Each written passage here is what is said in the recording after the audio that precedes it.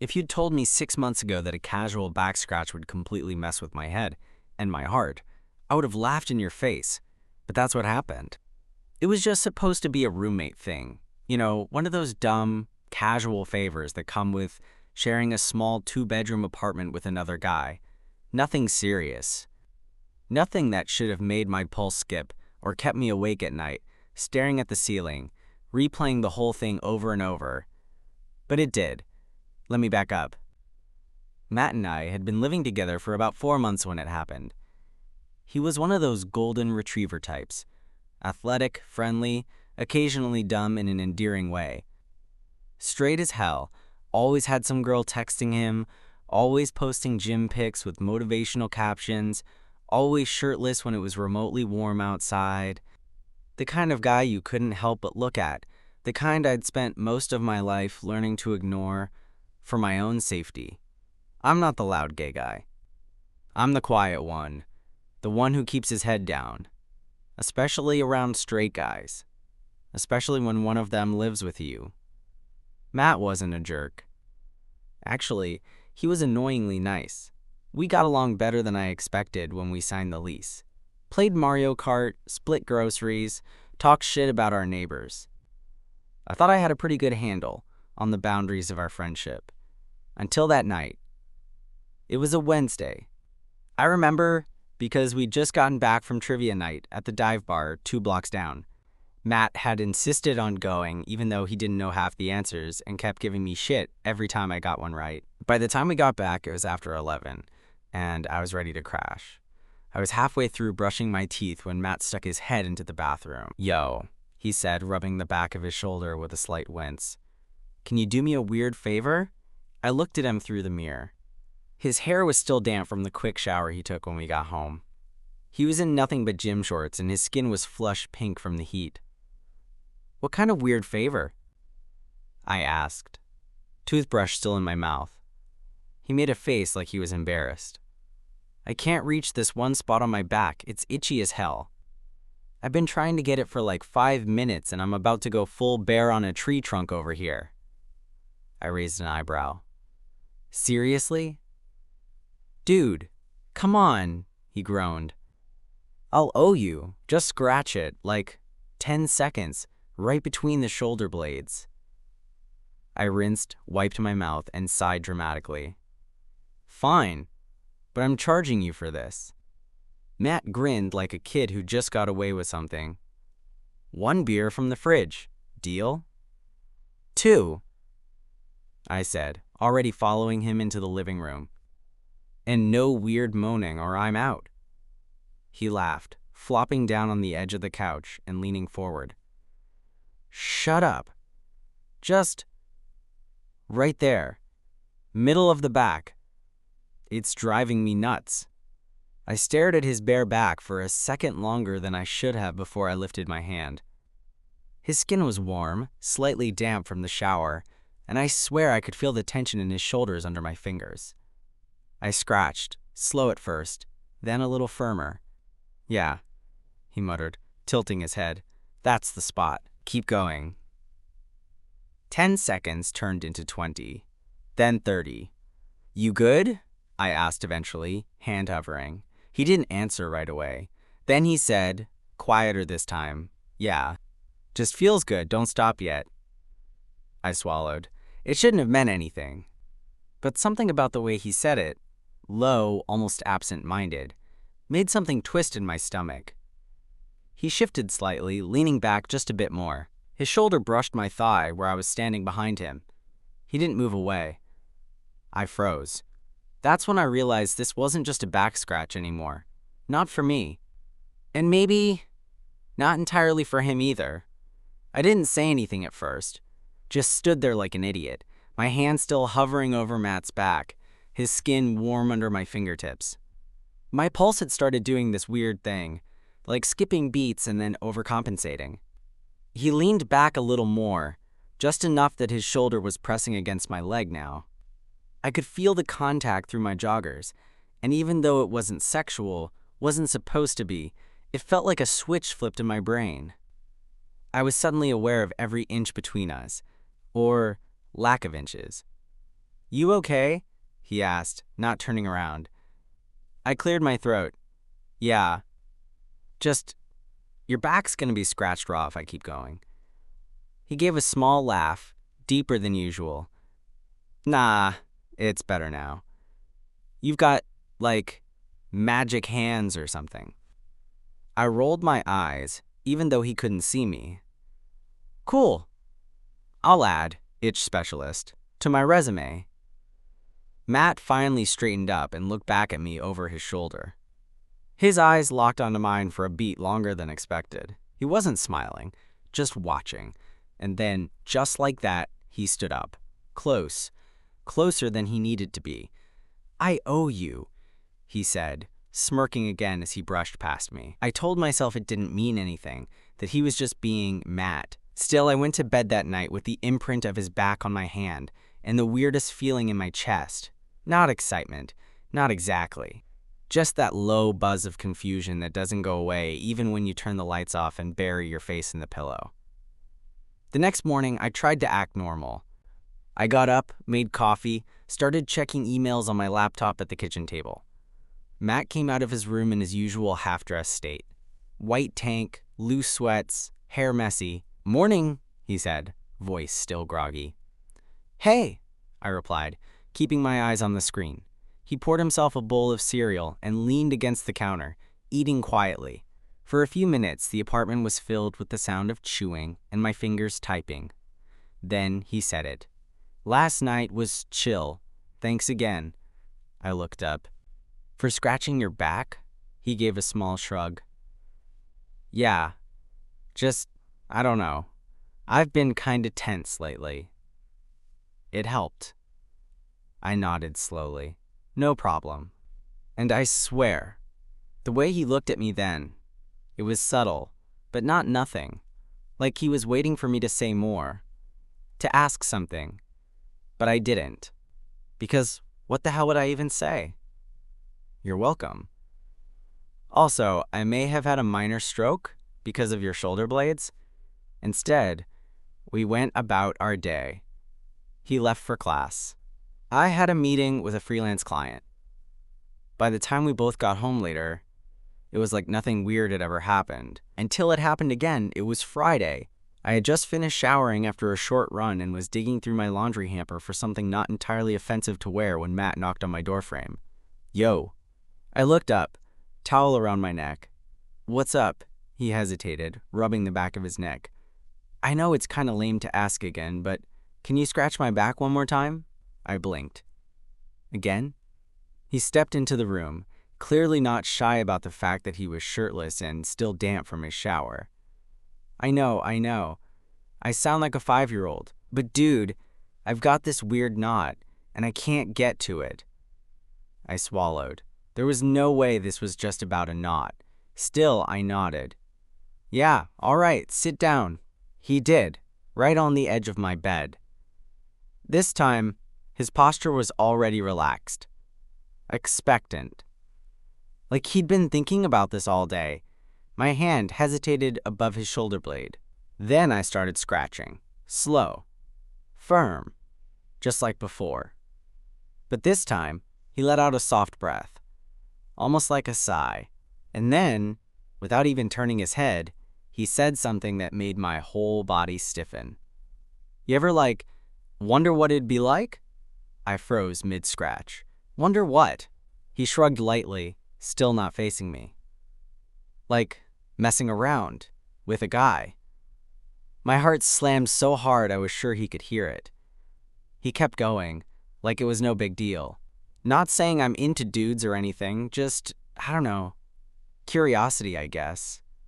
I pulled my hand back, not fast, not harsh, but enough for him to notice. He finally turned his head, eyes meeting mine. "Sorry, did I make it weird?" I started, then stopped. I had no idea what to say. He smiled faintly. Forget I said anything. But I couldn't. I really couldn't. Because I wasn't sure he actually wanted me to forget. After that, everything changed. Not on the surface. We still split rent, argued over the AC settings, played video games, and watched trashy cooking shows together. But underneath all that, between the silences and side glances, was that moment. You ever wonder what it'd be like? I couldn't stop replaying it. Not just the words, but the way he said them. Too casual to be an accident, too vague to pin him down. It was like he tossed it out there just to see what I'd do, and I froze. And now, Matt was acting like nothing had happened. But there were signs, little ones.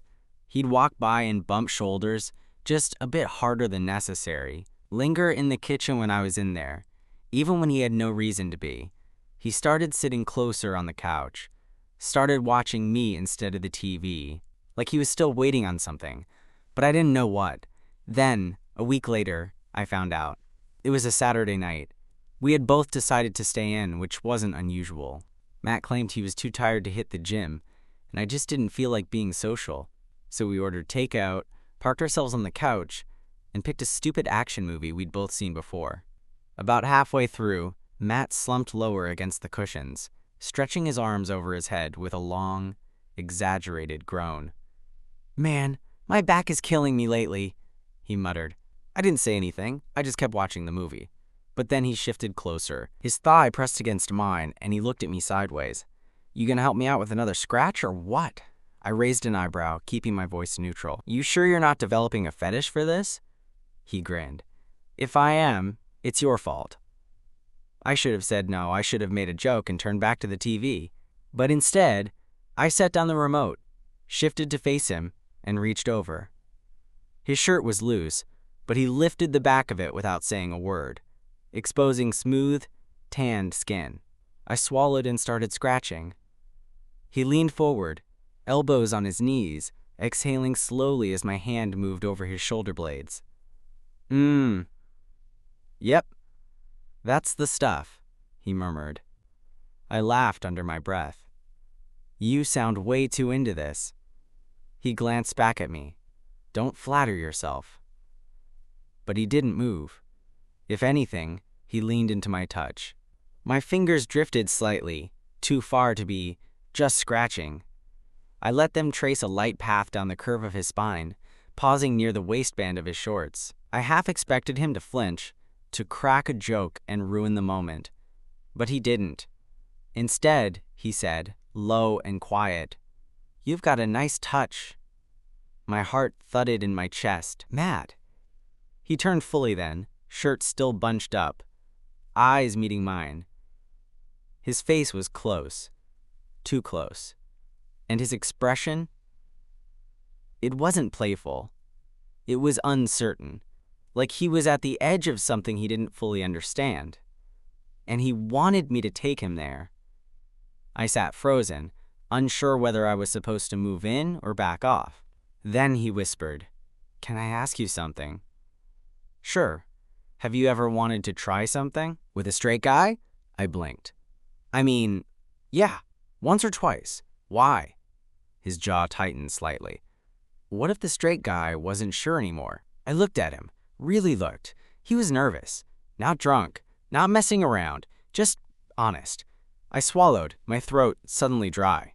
Then I'd tell him to stop pretending he's asking for a scratch. For a second, neither of us moved. Then, slowly, he leaned in. Just a breath, just enough for me to feel the warmth of him. His eyes dropped to my lips, then back up. And I knew that if I didn't say something, he'd kiss me. So I did the only thing that felt right. I whispered, "You sure about this?" Matt didn't answer.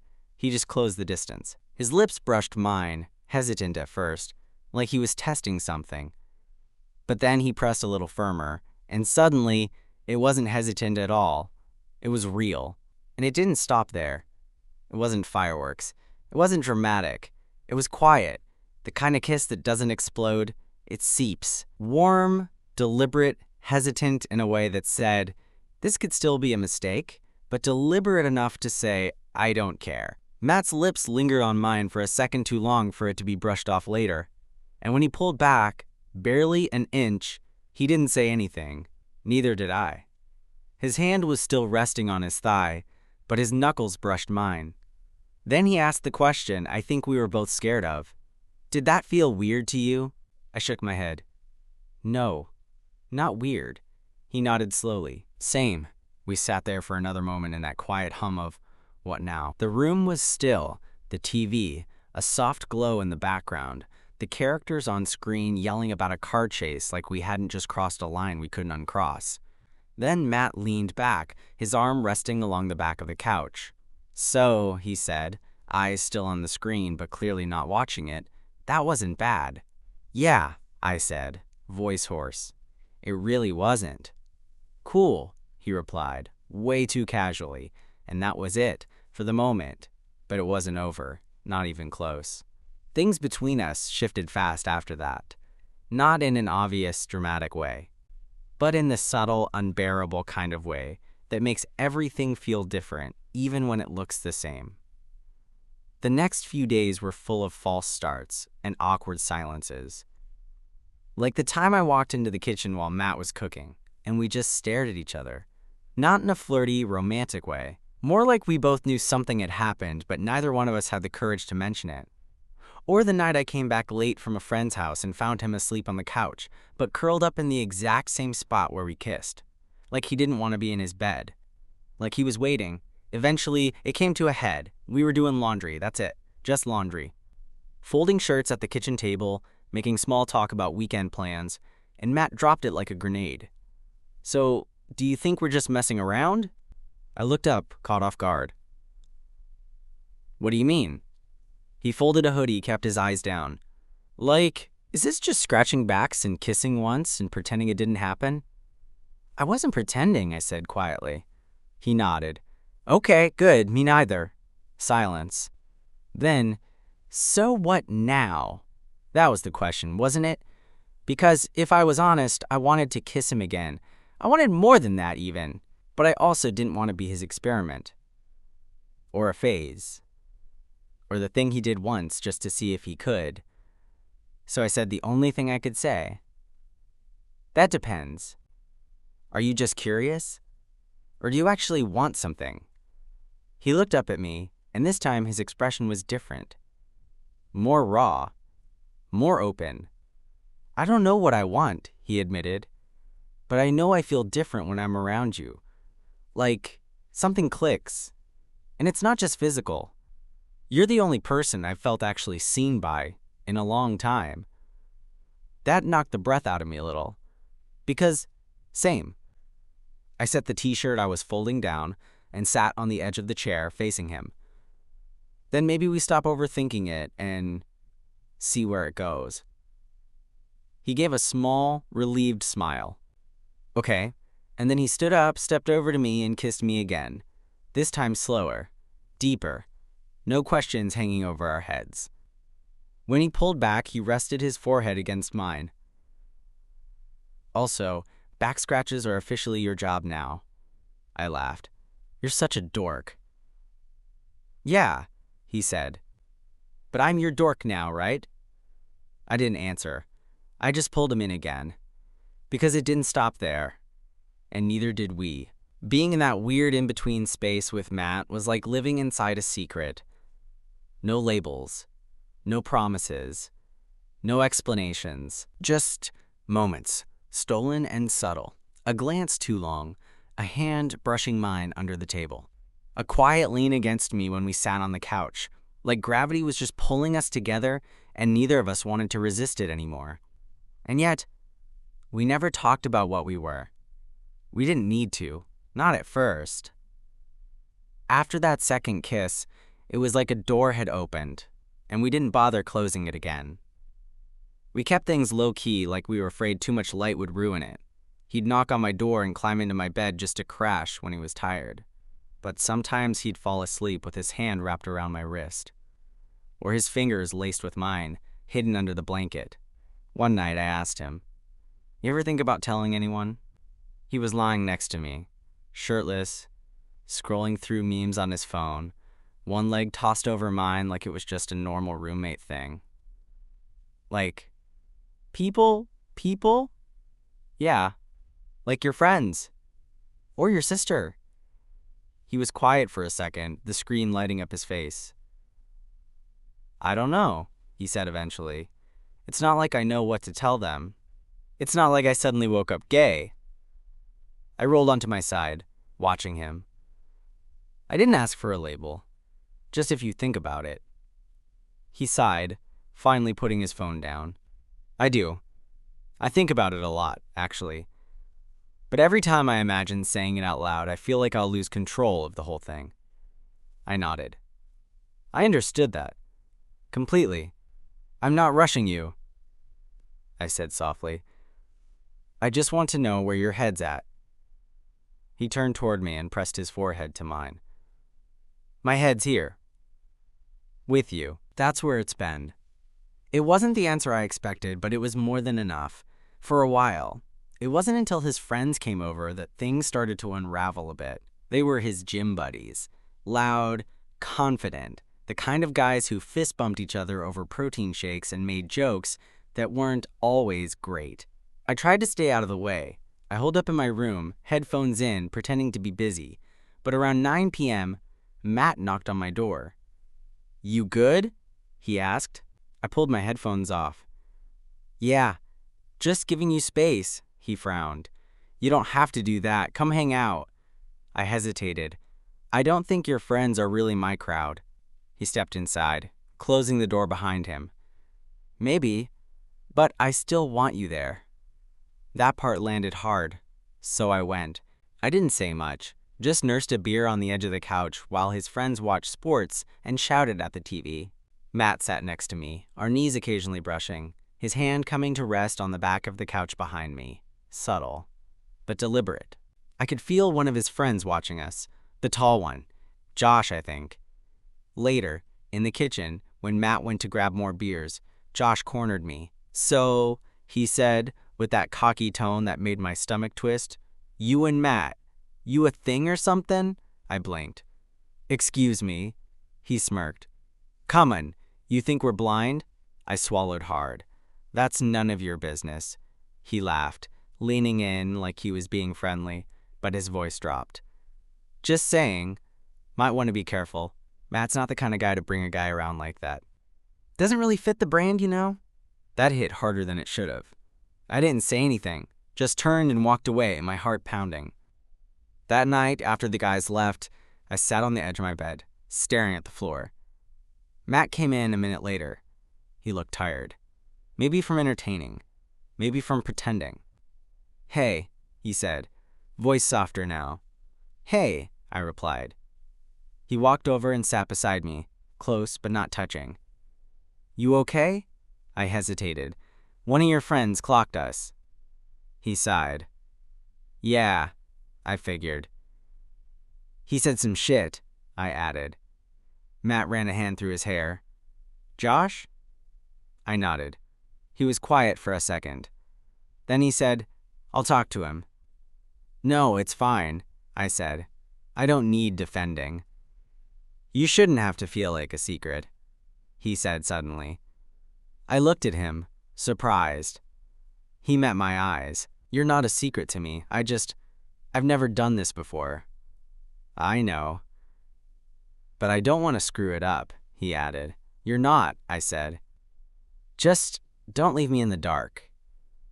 He nodded slowly, then leaned over and kissed me.